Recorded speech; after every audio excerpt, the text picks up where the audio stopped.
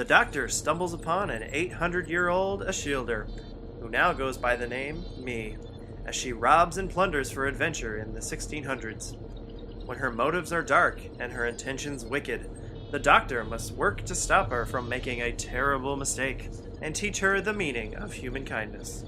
Get ready for our review today in the Vortex. Broadcast amplitude at maximum capacity. Transmitting through time and space in 3, 2, 1. Welcome to the Vortex.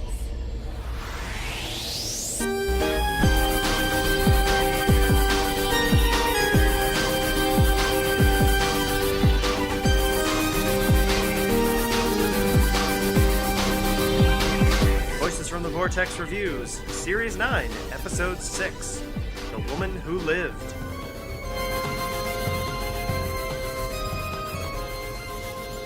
So that happened. Hi, cut to Matt. credits. That's all I want to say about it. Hi, Taylor. Oh, hi. How's it going? So it's going pretty good for me. How's it going for you? Awesome. I am Yeah. really enjoying this season of Gotham and The Flash so much. I'm so Matt glad. and I have already had a bit of a conversation about this. Maybe a little bit. Just a little bit. So I just want to prepare everyone now. There's a Matt rant. There's a Matt rant coming. No, I've calmed myself. I have, Okay. It's been a few days since we last discussed this. I Yes. have calmed myself. I will not scream. I will not curse.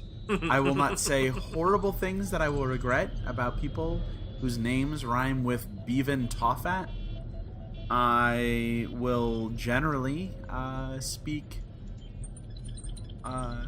educated and clear-headed. I wanted to say positively, but that word just wasn't going to come out. In a civilized discourse. Indeed. Yeah. Yes, quite. Cool. So, Well done. Well good. all right. So the woman who lived. All right. The woman who lived. Yes. Yes. So okay, I'll start it off. I thought this episode was, in my opinion, I know Matt's gonna go more into it, but in my opinion, it was the weakest one of the series so far. Oh. I was not a fan of this episode, and I think what stunk the most of all is it was such a letdown compared to last week's episode, but also with the anticipation of, this whole Maisie Williams episode was going to be just so amazing and everything. So let's get something straight though, right off the bat. There are some wonderful things about this episode that make it interesting and worth watching. Maisie Williams. Yes. Maisie Williams is a Yes. phenomenal actress. I love this girl. She is capable of playing her part, whatever it may be, in whatever show she's in, with experience, with presence. She is just generally amazing at what she does. And continuing the thread that he has laid down this year, Capaldi is really doing a good job being a good version of the Doctor. Albeit a bit of a dick, he's being a really good Capaldi Doctor. It's not like last season where he took most of the season to figure out who the heck he was. He's playing it, he's doing what he needs to do, and it's not full of missteps. So these are very positive things. Yes. For me, I agree. Yeah, no, for me, the highlights of this episode are the performances. Capaldi's performance and Maisie Williams' performance was phenomenal in this episode. Just the range this girl has, the difference from last week's episode to this week's episode was just so drastic and so cool to see. And I even love the character that they created for her. I'll go more into the things I didn't like, but I really enjoyed this character. It's a very cool character. Some very fascinating stuff, about mortality and this and that. I just, I don't know. I just feel like, as a Doctor Who story, it wasn't great. Like, it didn't hit all the beats I wanted it to hit.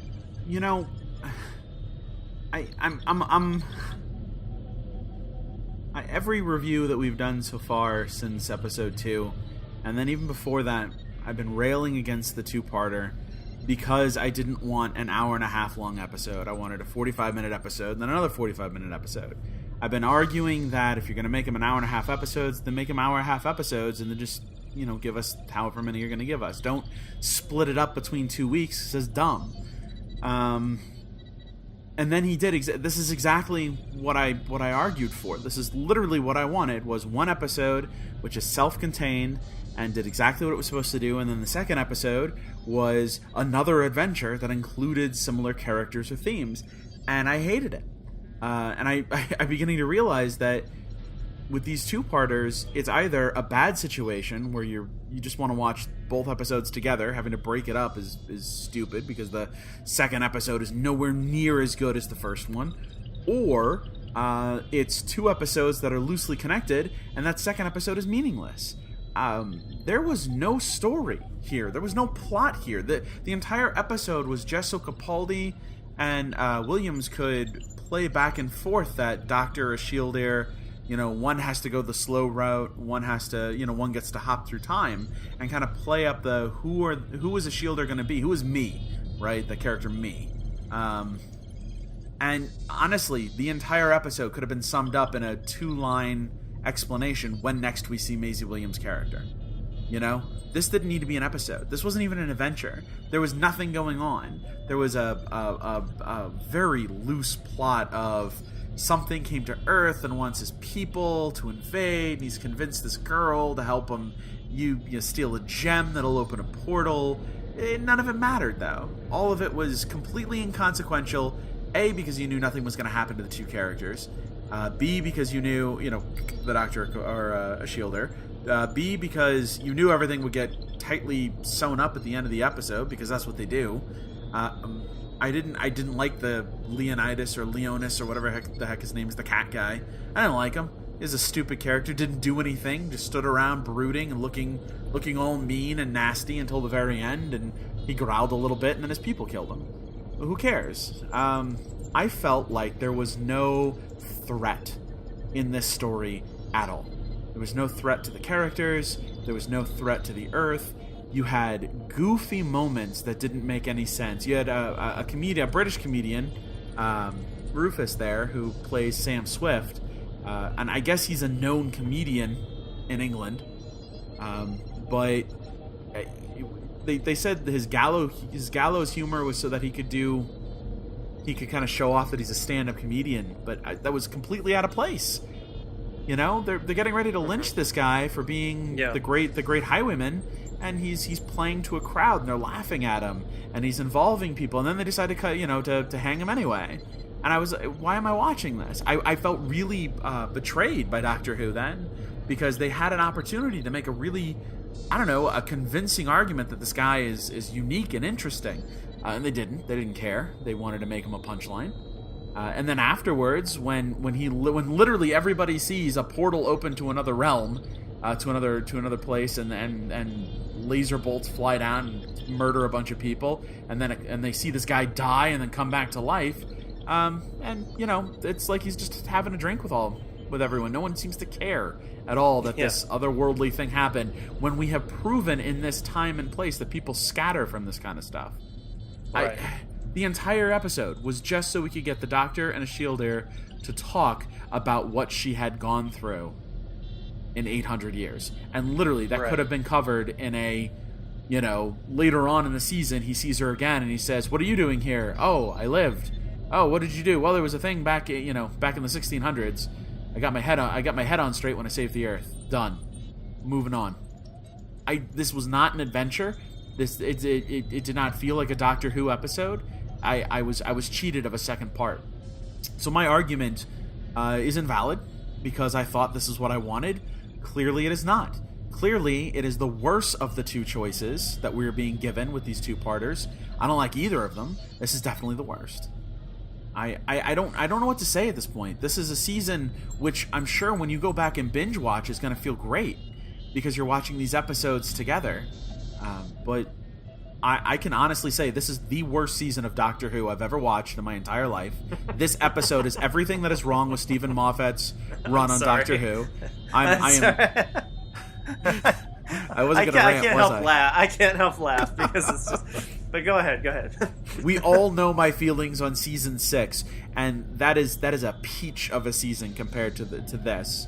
I'm finding no joy in expecting the two-parter that's coming up with Osgood and the Zygons, because I already know from 3 other examples it's going to be terrible. It's going to be a great first episode and a horrible second episode. I'm going to feel miserable at the end of it, and I'm going to feel like I was cheated out of a really good episode. I'm going to be cheated out of a return from Osgood, cheated out of a return from Unit, because clearly Stephen Moffat cannot put together a season anymore. He is incapable of doing the one freaking job that he's got, and that he doesn't do well at all anymore, apparently.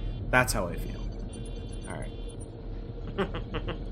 See, I told you, Matt rant. It was coming. That escalated quickly. All right. So if anybody's still listening, there are good things about this episode. Don't let me make you think that I sat there for 45 minutes going, "Yeah, son of a bitch, Stephen Moffat." Like, I liked some of the stuff in it, and we'll talk about that stuff here and some of the interesting concepts they raise. I just really wish that they weren't making me wait 7 days so I could be disappointed. Like, I don't need that in my life. Disappoint me now and let me be done with it. All right. Well, counterpoint. I'm gonna counterpoint here. Go for it. Okay. I wouldn't say it's the worst season of Doctor Who ever. I am really enjoying New Who. Okay. Of New Who. Well, no, even of New Who, I wouldn't say that. I have a hard time saying what the worst season of New Who is. I don't know. If I look back and say my least favorite, probably either series 6 or 8. I don't know.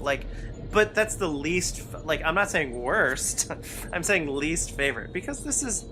I mean, honestly, this is Doctor Who. I love Doctor Who, and there's so many good things about it. And also, I mean, I know we've seen pretty much half the season now, but there's still another half. It could totally... I mean, remember, if you think back to Series 8, by this time, we were like, I don't know about this.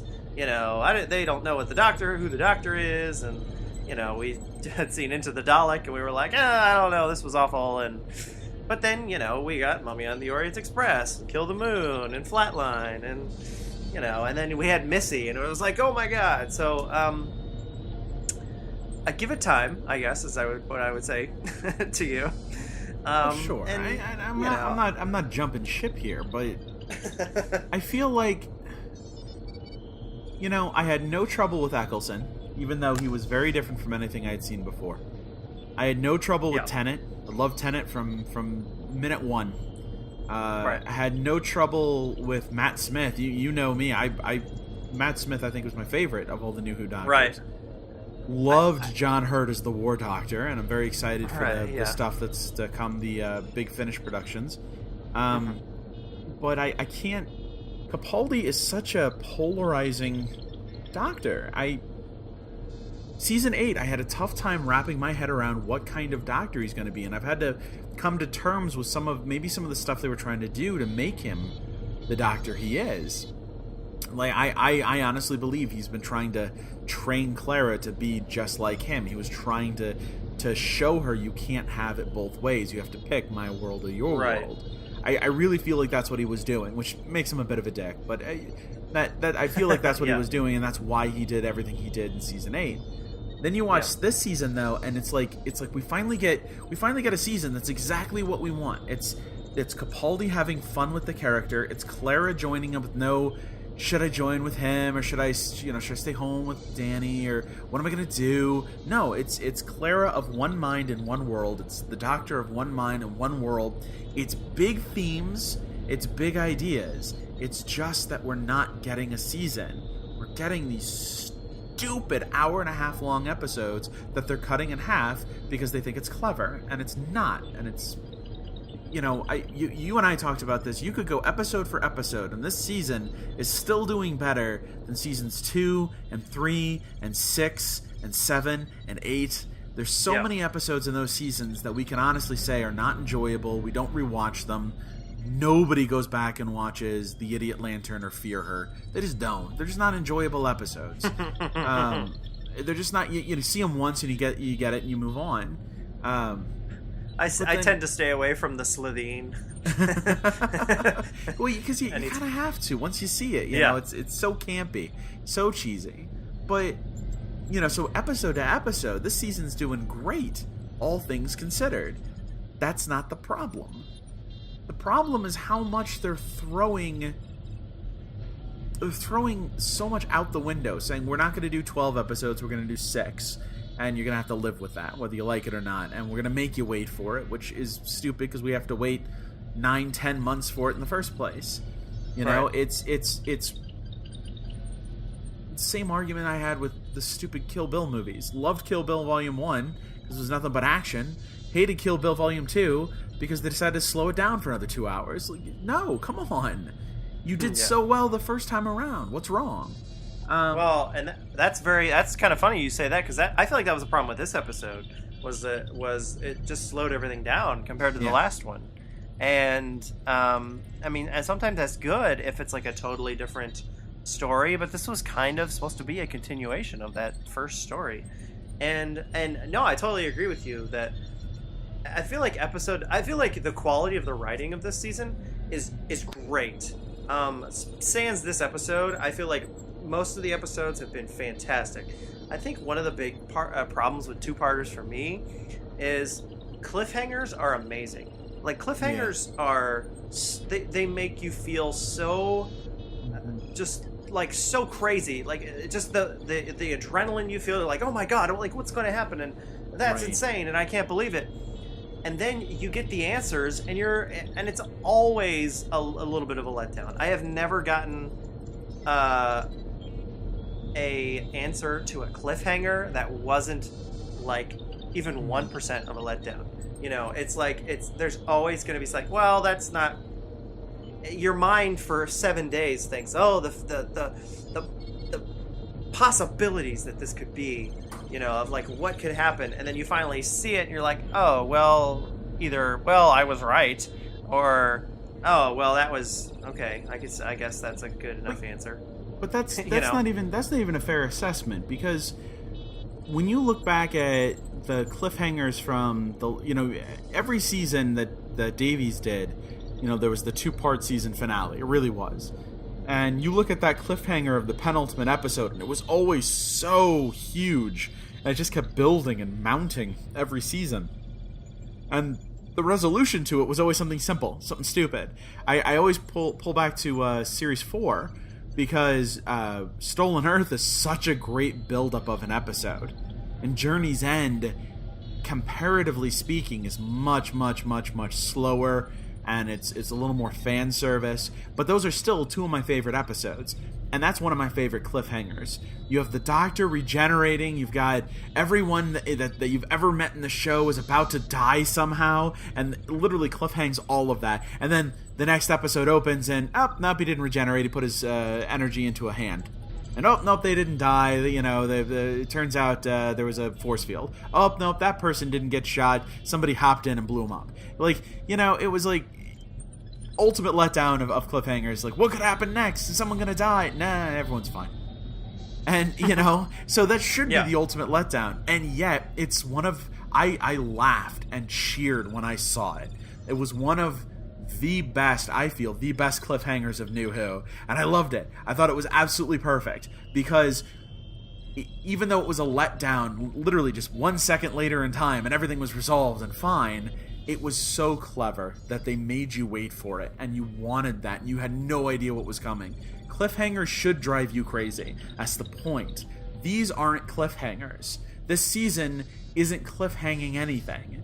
The cliffhanger for the first episode wasn't even that big of a cliffhanger because it showed us the end of the second episode.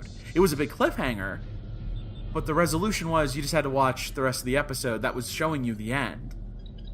What he's going to do is is he going to shoot Davros as a kid? No, he's not going to shoot Davros as a kid. But also, that was the final scene. You know? Like, right. that wasn't a cliffhanger. Right, yeah. And then you had the doctor, and all of a sudden, oh, no, there's a ghost doctor. Well, you know it's not a ghost doctor. You know he's not going to die. Come on. You know, we're not that stupid. We've gone through literally that storyline every season since season 5. Well, and you could argue... 4, you know? You could say, well, you know, Tennant's not going to die. He gets shot by the Dalek. Oh, the Doctor's not going to die, of course, or he's not going to regenerate. Well, we didn't know that Tennant wasn't going to die because we knew that was his last season. That's my point, too. That was a real cliffhanger. That's a special case right there. That cliffhanger is like... Or you didn't know in season 6 who really dies at the lake. You didn't know what was going on. You know, not that was a cliffhanger, but my point is, you see the Ghost Doctor in this season, and you think, oh, Ghost Doctor, and then you go, all right, there's a trick to it. And that wasn't really a cliffhanger, because you start the next episode, and they start explaining it. And I don't know, this whole season, for me, has been that letdown. There are no cliffhangers. They're just pausing. They're just getting 45 minutes into it and saying, okay, we'll come back next week. Don't worry, everything's fine. We'll see you next week. Yeah. And we'll resolve this. I think I agree with one of the points you made earlier, is that I think this season is amazing when it's on Netflix later and we get to watch it like all the way through. Right. I think I'm not going to speak for you, but I think what maybe you're feeling is that it's just frustrating. Like, it's really great quality, and I feel like a lot of the writing is really great this season, and the stories are great, the acting is great, the production value is fantastic, but it's just it's a little frustrating that we're only getting half a season, really. Like, but I've been frustrated. Stories. I've been frustrated since Capaldi started. Maybe that's my problem. Maybe I was frustrated in season 8, and I expected so much more, and I didn't get it. I didn't like what they did. I didn't like that they made him distant, coming right off of Matt Smith, who's probably the most lovable human being playing a character in the history of people playing a character. And you just want to hug him every single episode. And then we get to Capaldi, and they purposefully made me want to hate the Doctor, because that's how they wrote him in season 8. That was what they said. We're going to make you not trust him. We're going to make him mysterious. We're going to make him distant and dark. Stop it. That's not why I watch Doctor Who. Okay, so I've been frustrated since Capaldi started, and I finally thought we were going to get a season where I was going to feel like this is back to Doctor Who. We're not dicking around in Moffat's world anymore. We're back to Doctor Who. Let's get back to it. And it has not been that. It has not been that at all. It's the strides they've made in one area, they have completely pulled the rug out from underneath me and others. I'd agree with that. I think I guess it's almost like a flip-flop. Like last season, the stories were great, but the Doctor was kind of hard to handle. And then this season, Capaldi's hit it out of the park. Like to me, he's the Doctor. No questions asked. And I wish that they had gotten this down last season, and he was he was playing the guitar last season, and he was wearing t-shirts and stuff, and he was he was this who he is now. But then I feel maybe the stories aren't, and we're only getting half the amount of stories, and they're not quite. I don't know. It's hard because I can see where you're coming from, but at the same time, I'm still think it's really good. So I don't know. I think most people are disappointed. I think we're all trying to keep on a happy face about it. I think we're trying very hard to expect that it'll be more like we want it to be, more like we remember it being. Right. I know that's a terrible thing to say about a show, because shows are supposed to change, and if it stays the same, yes, it stays stagnant, but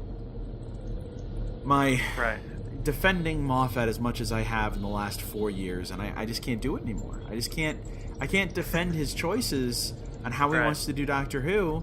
You know, when season 5, I defended him as much as I could. You know, people were saying this isn't like that. You said it. You know, he has no sense of continuity, and everything seems less real and more like a fairy tale. And I said, well, that's what he's doing. You know, he's changing the way the Doctor is. And to be fair, season 5 was a great season.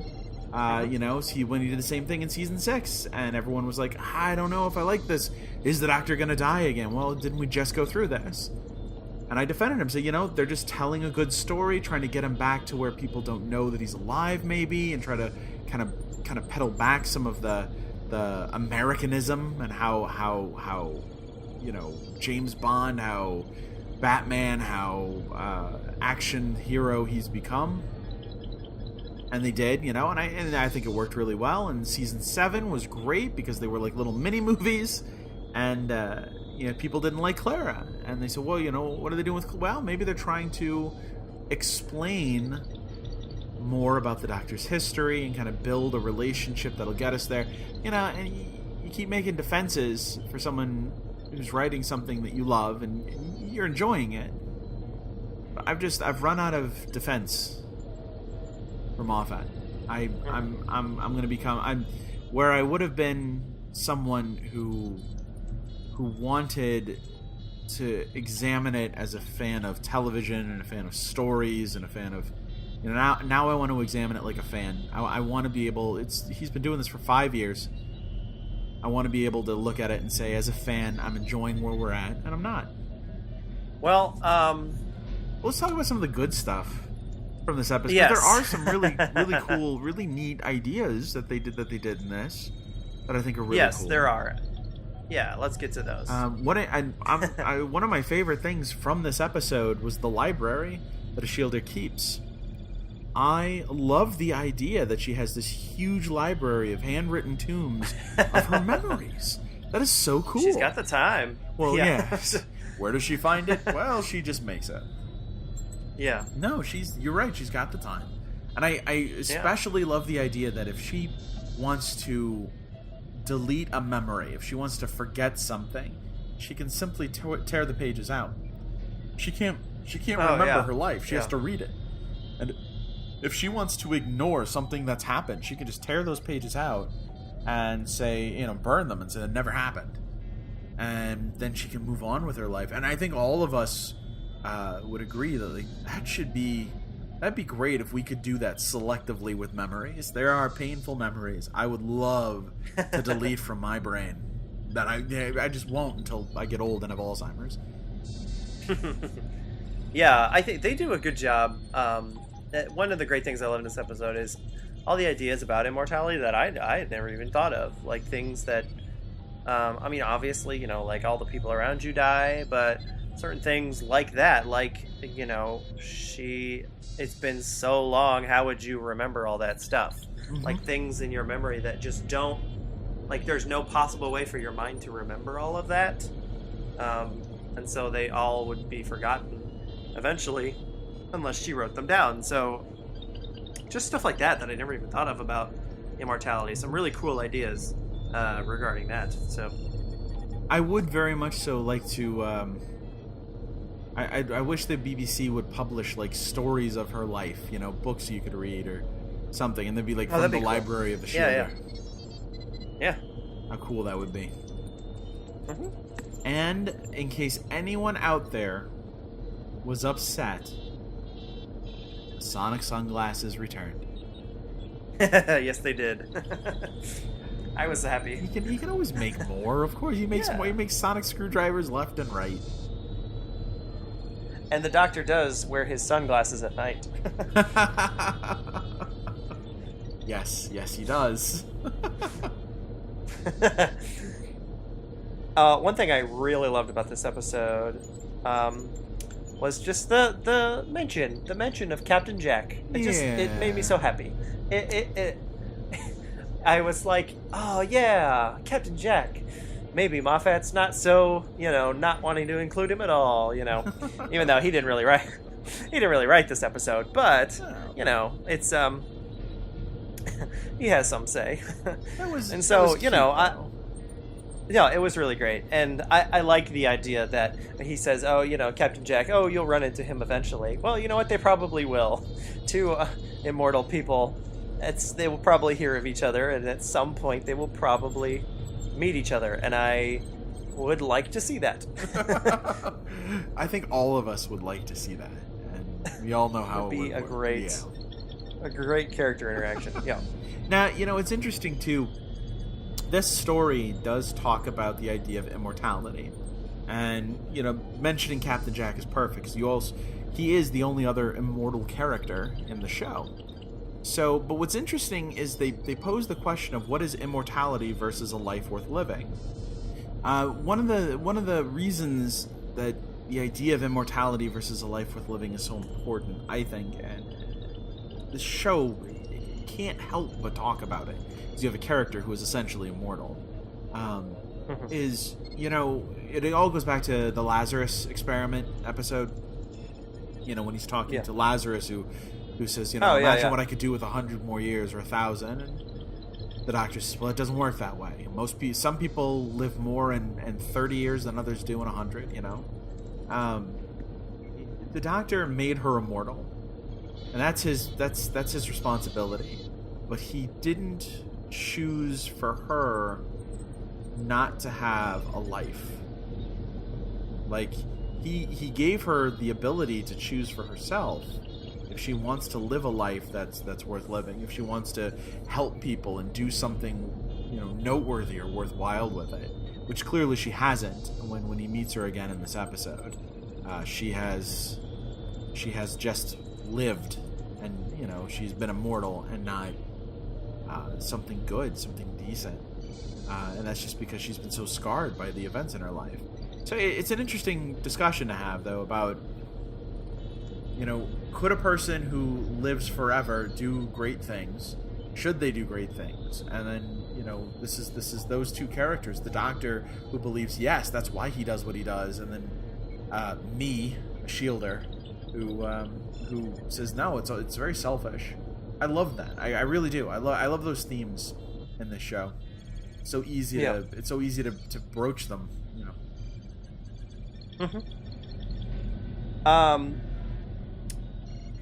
One thing that I don't know if you had heard this, but and they showed it at the end, which was kind of funny. It was the whole thing with Clara comes in and she's like, hey, they had that student who you helped or whatever. They sent you a selfie, and then we see me. She's standing in the background of the picture.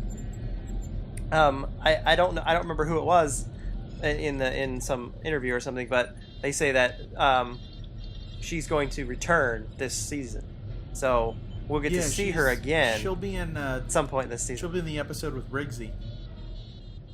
There you go. The Raven. Oh, sure. There you go. Yeah, that'll be really neat.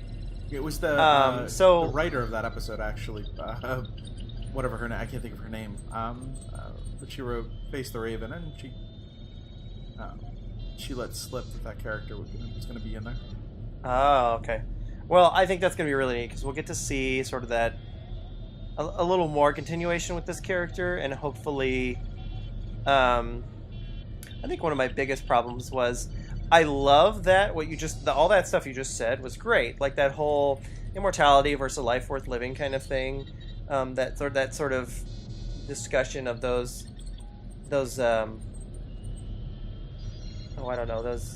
concepts, and what kind of lives these characters are living and how they're dealing with immortality.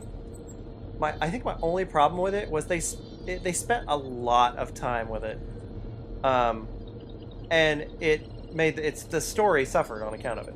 That was my only problem with this episode. It's not that I don't love that kind of stuff. I just felt like it took over the episode. And you're right. What we said at the beginning, it was just a lot of discussion between the two of them about it. That's a very good point, and maybe that's really what I dislike about this episode, is that you took something which needs to be a 5-minute scene or a 10-minute, scene or a sequence of discussions that happen throughout an adventure. And you get rid of the adventure. You made it all about the theme. Themes are great. When they're done right, themes become through lines. Themes are series arcs. Themes are character defining. When done correctly, a theme defines the tone of a show, let alone an episode. Right.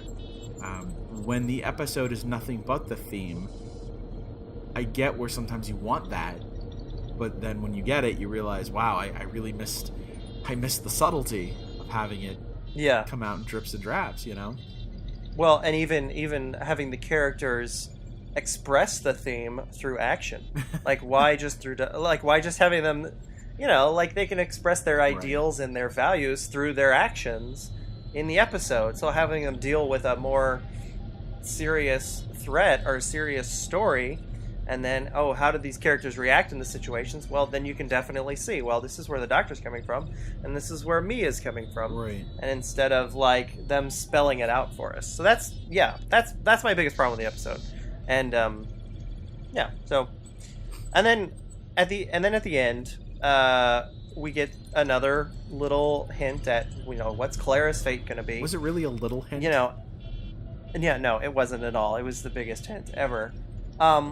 And this is something, and I finally have sort of figured it out. And in having a discussion with you a few days ago, I finally kind of realized what my problem is. One of my problems with Moffat, it's that he hits us over the head with the through lines or the series arcs, and instead of them being very subtle, maybe they were in Russell T Davies' day, they were a little more subtle. Mm-hmm. It was like a line that was like a throwaway line by some extra, some guard. He was like, oh yeah, some blah blah blah Torchwood, or there was some Harold Saxon, gave the order, fire, right. And you're like, hey, what was that? I remember the Harold Saxon. That was in a couple episodes ago. Or, hey, they're talking about Torchwood again. And then when you got to the end, you're like, oh, that's all what that was all about. Moffat, on the other hand, if you look back, Series 5, the whole through line was the cracks. And what happened every episode? There's a crack behind the refrigerator. It was one right behind the refrigerator. Yeah. There's a crack. Yeah, there's a crack. Oh, the TARDIS disappears, and there was a crack behind it. It's just, it was like, okay, we get it, the cracks. And then if you look through, and Series 6 was the worst with that. That was that one. What I feel was the worst because it was like almost every episode, Matt Smith checked in with the TARDIS to see what Amy's pregnancy was up to. Right. And then there was the whole thing of the Doctor, he died in the first episode, and so it just it was just this whole thing, and it just they kept hitting us over the head with it. Yeah. And even Russell T Davies can be accused of that in season 4. Every episode for many episodes straight, they would, don't worry, there's something on your back. What? There's something on my back, or oh, this planet has disappeared. The reason Bad Wolf was such a great story arc or through line was because it showed up subtly in every episode. You didn't even notice it at first until later in the episodes, and you suddenly realize someone would say something, and you go, well, I swear I've heard that before. The first time I watched season 1 with Eccleston, I finally picked up on it just before they say it. Just before episode 10 with the Slovene again. Just before that episode, because the episode before it, and someone said something, and I saw it, or I heard it, and I went, wait a minute. And I went back each episode and kind of rewatched them to see if I could find it. I missed a few. The internet's a wonderful tool. But I loved it. It was so subtle, because if you weren't thinking about it, you missed it until they said it. And if you were thinking, if you did hear it or said, man, I swear I've heard that before, then when they said it, it became really important. Season 2 with Torchwood, that Torchwood kept showing up and you knew what Torchwood was. We saw it in the Christmas special, which launched Season 2, we saw Torchwood blew up a ship. So we knew Torchwood was related to Earth defense. So every time you heard that from there on out, you were like, oh, this is exciting. Torchwood, yes. That's it's a piece of a puzzle. Season 3 with Harold Saxon, it wasn't every episode. But when it was in there, it was a little heavy-handed. But that's okay, because it wasn't there every episode. Season 4, yes, he got it a little over the top with it. I think that's because people wanted it. They wanted something a little more obvious. But You're right, Moffat, there's no subtlety to some of those through lines. That the crack was important in Season 5 was sort of shoved down your throat. And that the Doctor dies, Amy's pregnant, and the Doctor's death date is coming up was just always looked at the end of the episode. You're just like, okay, I know it's coming. Thanks. Season 7, which really didn't have a theme, which was nice, but Season 7, you knew Amy was gonna die, or the Ponds were gonna go. Yeah. You knew it was gonna happen. Yeah. So you were kind of waiting for that anyway. Yeah, and then after that, it was the whole every episode. Who's Clara? Yeah. At the end of every episode, could you trust her? Leading up to he was like, who is she? He keeps trying to look her up and figure out why she's the same, and And then finally, so Season 8 did a better job. Clearly it did, with Missy, with the Nethosphere. They kind of beat you over the head with it the first couple episodes, and then you just forgot about it. I swear to God, man, forgot Missy was even in the season from her appearance in The Caretaker, and then you don't see her again until the episode with the forest. I can't think of the name of it now. But you don't see her again for 5 episodes. I forgot she was in the season. Yeah. I simply forgot that was a thing. And maybe that's part of the reason I like the second half so much, because you weren't being hit over the head with something. Yeah, second half of Season 8 was really great. Yeah, it was. I honestly it was. So this season, this is bothering me that they keep doing this Clara. Oh, don't worry, I'm never gonna leave you. Oh, you're gonna be there till I die. Haha. You die in the next guy's watch, not mine. Yeah. Well, anybody who listened to our last week's podcast, Matt started to give a theory on what was going to happen to Clara, and I told him to wait till the end of the episode. Well, the end of the episode came and went, and we never delivered on that promise, so I apologize. So, Matt, if you will go ahead, we'll end this review on something nice, on your nice little Clara's fate theory. So go ahead, I would love to hear this. So there's only 2 possibilities, okay? Because of the way they're heavy-handing doing the Clara's gonna die thing. Either A, she's gonna die, and everyone goes, we knew it. Or B, and I like B. Not only does she not die, what if she's given some form of immortality? So, again, come down the rabbit hole with me. Gallifrey is lost, and the Doctor has to find it. There's all this expectation, but there's also all this myth about the Doctor and how he's why did he run away, and how he's connected with Gallifrey in a way that other people aren't. What if, in order to find Gallifrey, a piece of the puzzle is that someone has to become, and I'm going to use terrible words here, so I apologize, but has to become a conduit or a mechanism, a piece of that puzzle. And whoever does, like Rassilon in the Death Zone, would be frozen in time. Alive forever, immortality, but a permanent fixture in time and space that's allowed to bring Gallifrey back. And what if the Doctor has to make Clara do it? What if he has to make the choice and gives up Clara, even though she doesn't realize what's happening, so that she will always be alive, so he never loses her, brings back Gallifrey, but she's trapped forever? This would be great for 2 reasons. One, it's sad. And it just absolutely the most emotional thing you'll ever see is the Doctor betraying his friendship with Clara in a way that makes her do something where it's a fate worse than death, and it's for a good cause. B, and the other thing that I love about it is that it always opens it up that you could bring her back anytime you want. You could have him revisit that moment in time and somehow pull her out of it. She could become a part of an adventure somewhere down the line because they need her to be. Now, if it were me, we always play this game. What if I was writing it? What if I was the one doing the story? I would make it all tied to the Doctor's name. We know that his name is hidden in the Medusa's Cascade, that he went there as a boy, 90 years old, and sealed a rift in time and space. That was the moment that he decided to become the Doctor, and his name is somehow linked with that particular event. What if a part of that isn't just that at 90 years old he had to do that? As a child he did that. What if that's also a part of why he ran away from Gallifrey? An older version of himself had to be there, and he had to, and if Clara gets sealed away with the name inside the Medusa's Cascade to leave a trail for Gallifrey to follow, but the younger Doctor sees this.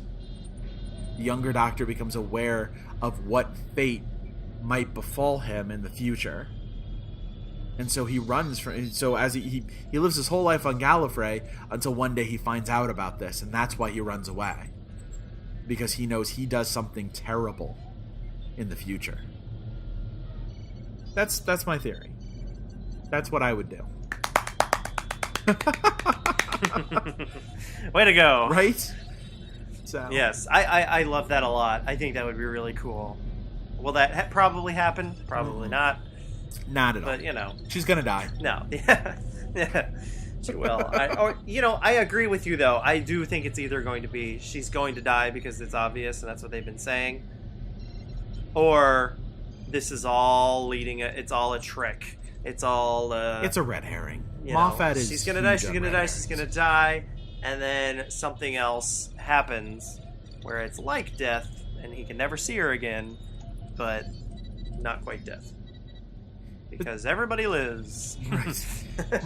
Moffat does this red herring thing where it kills me because he does it every freaking season. He does it constantly because it pisses me off. He did it with the flesh avatars in season 6. He did it he did it with the death of Rory in season 5. He did it in season 7 with Clara showing up first in Asylum of the Daleks, and then showing up again in the Snowmen, and then showing up for a third time. In season 8, the red herring was I haven't even gone back and thought about it for season 8 yet, so I don't know. But he does. This is what he does. He likes throwing stuff out there that he knows fans are going to go, "Oh, I see what you're doing there. That's really clever." And then he comes at you from a different angle. The problem is, the different angle isn't always the better idea. Sometimes the red herring is a really good idea, and he should have just gone with it. Because why not? So I don't know. Yeah. Well, I honestly, and I only really got to watch this episode once. I didn't get to watch it again. But honestly, I only really had one quote that really... There were a lot of good quotes as far as the serious stuff. There was a lot of good stuff. But one that was only really memorable to me, and it was a funny one. It was something that it made me laugh. And it was one of my favorite parts of the episode. It was at the end when Clara comes in and she's like, "Hey, I have something to tell you." And the Doctor immediately is on the defensive. And he's like, "What is it? Am I ill? Are you never going to travel with me again because I said a thing?" I love that because, he's referencing Kill the Moon. And I love that he's diminished this, totally dick move he pulled last season into him saying a thing. But then also, I also love that Clara doesn't seem to react to this much. That even though this was something, they've moved on. They've gotten to a point where she's okay with it, and they can joke about it now that it's, "Oh, I said a thing, and you're never going to travel with me again." So I thought that was funny. It made me laugh. I think my favorite quote. You're right. There's a bunch of really good ones, and there are plenty of reviews and Tumblr posts which have thrown all of them together for us and put them online. That's fine. This was not an episode I really want to revisit anytime soon. I just don't. But I think my favorite quote was near the end when he's talking with the Shielder, and she asks about whether or not Sam Swift is immortal, like she is. And he kind of rambles on, and he maybe he is if you want him to be, and maybe not because blah blah blah blah blah. And he just says all this stuff, and her response to it is they're just kind of sitting there. She goes, "You're just making this up, aren't you?"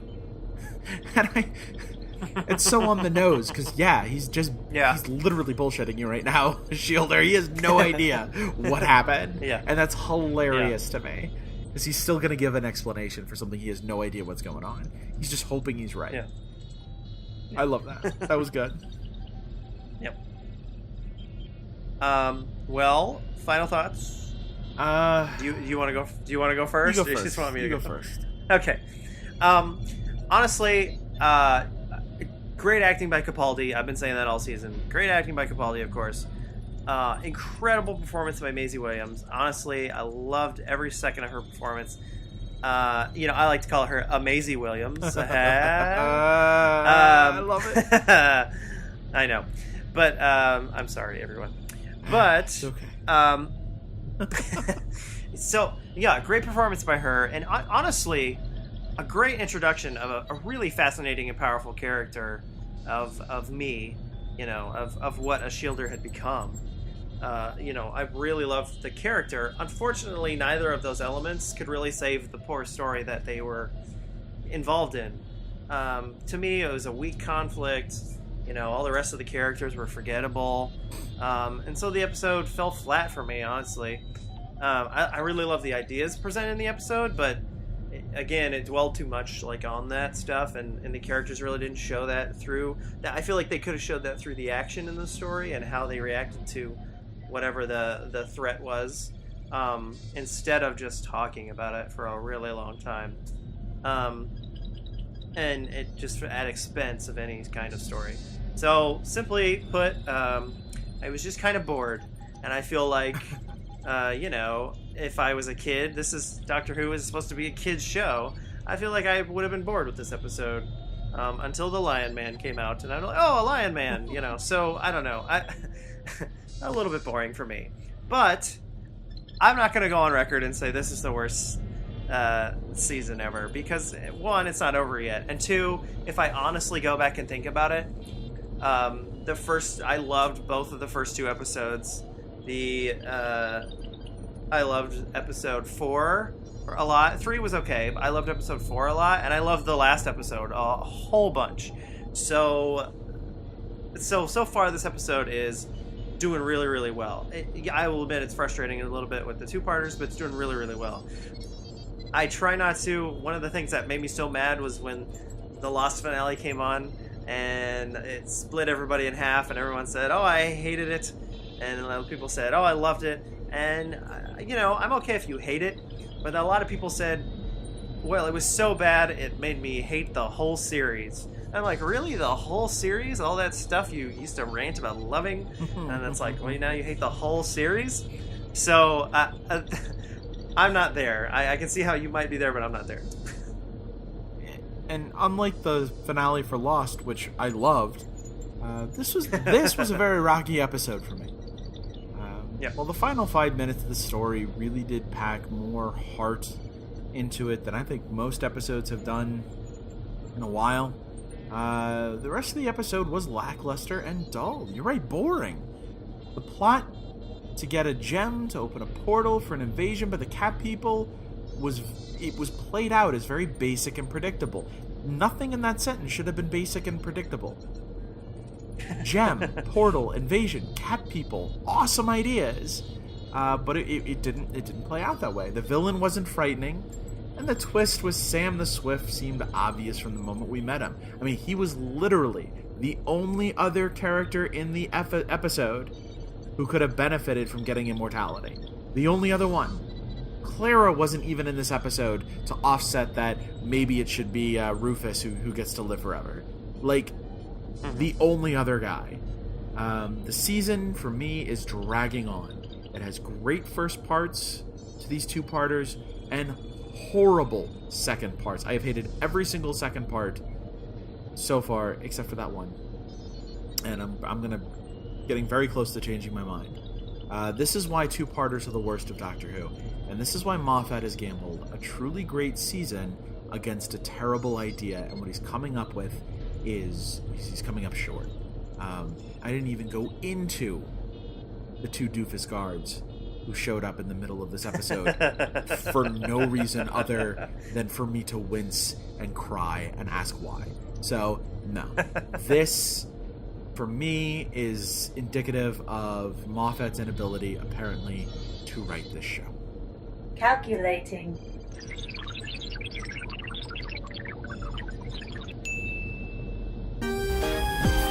Voices from the Vortex gives The Woman Who Lived 4 out of 10.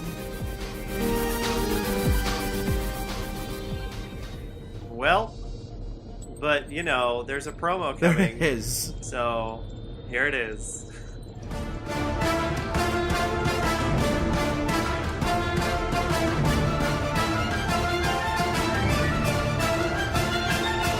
Oh my god, that promo. Oh my god, the promo! It's got Osgood. It's Yes. got Kate. Yeah. It's got that Capaldi hair. Come on. That hair That was... promo. That Yeah. hair is awesome. It's gonna be a fro, like, come episode 12. It's gonna be... Good. Yeah. It's going to go from being the Doctor to being the Doctor. I really I hope... love it. Yes. I really hope that this episode is...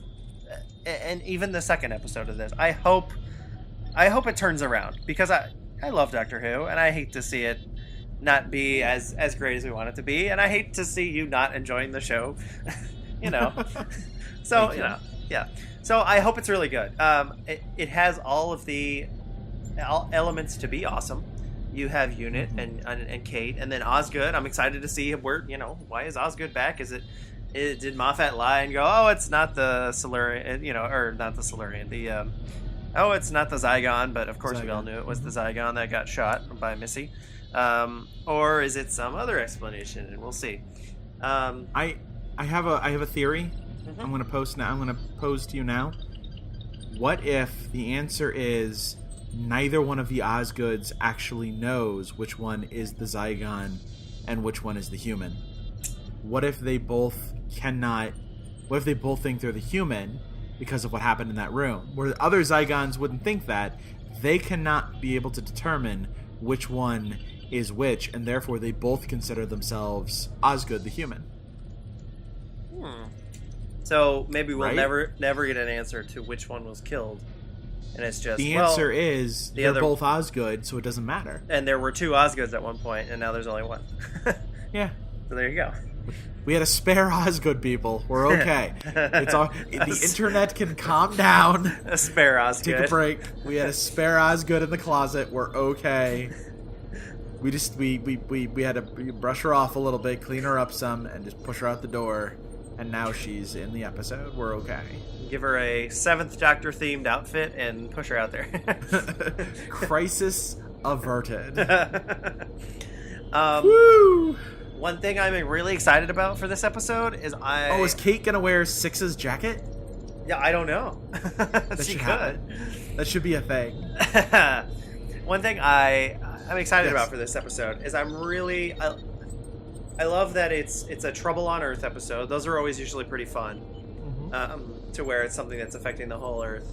We kind of had that a little bit with the airplanes, but then that it was just really quick and it was over. This is like going to be a whole thing. It's like it's the stolen Earth, or it's the I don't know. Help me. It's the Master and the Toclafane. It's something that's affecting everyone on the Earth. It's pretty fun. And then also, this is a continuation of that 50th anniversary story. That Zygons and the peace treaty between the Zygons and the humans, and obviously that peace treaty didn't work out so well, and we're gonna kind of find out what happened from that. I think that's really cool. Yay. I mean, they could have that 50th anniversary could have been a totally standalone story, and it was to some extent, but then it also had this other through line that they're continuing off of in later series. So I think that's really cool. Indeed. Yeah. I agree. I concur. And they did say that the 50th anniversary acts as sort of the prologue, and these two are the episode.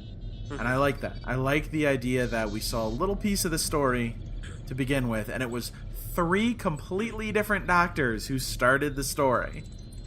And it will be a 4th doctor to finish it. Mm-hmm. So maybe what we should do, since we're feeling so down about this last episode, we should watch the 50th anniversary to prepare ourselves for the Zygon invasion, and then lift our spirits a little bit. What do you think? I think we should. I think next week's review will review the Zygon episode in context not of the season, but as being part 2 from the 50th anniversary. So then we'll say, this was the best part 2 of the season so far. Oh my god. It will be the best part 2 so far. Because, dear Lord. Well, I tonight, when I go to bed, I will say a little prayer to the BBC. Because I want you to call Moffat. He was supposed to call. He was supposed to call this episode. I don't know what happened. I'm gonna pick up the phone. I'm gonna dial every single number in freaking England and Wales. I'm gonna find this man. I'm gonna say, listen here. Stop it. Just stop it. Knock it off. Hit him with Bad a Moffat. newspaper. Bad. Stop it. Whap. Knock it off. Nah, but we love him. Rub his nose in it. Rub his nose in it. kid. In the TV screen. Yeah. I'm just gonna get a script. Yeah. I'm just gonna get a script. One of the episodes I didn't like, rub his nose in it. Be like, don't do this again. You break these outside. All right, you guys. Well, thanks for listening. For joining us. Hopefully we didn't bum you out too much. Sorry that you had a Matt rant in this one. So pretty much you can expect every other one of these, there might be a Matt rant. But don't not listen. Listen because I melt down on it. I'll start crying one of these. I don't like what I'm watching. Like, it'll be funny. I promise. It's just great podcasting.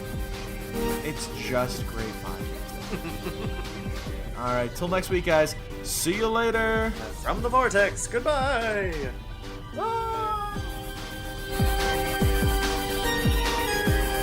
This has been another Voices from the Vortex review, Series 9, starring Matthew Whitecamp as Matt the Time Lord, Taylor Davidson as Taylor the Time Lord, and Danielle Davidson as the TARDIS. All views expressed are the opinions of the 2 dudes from Gallifrey, and as such should be taken extremely seriously. Follow Voices from the Vortex on all social media, including Facebook, Tumblr, and Twitter. If you have any questions regarding the podcast, please email us at voicesfromthevortex@gmail.com. Doctor Who and all related material is copyright BBC. No infringement of copyright is intended. All originally written material is fan fiction of a satirical nature. Please, Mr. Moffat, don't sue. See you next time in the Vortex.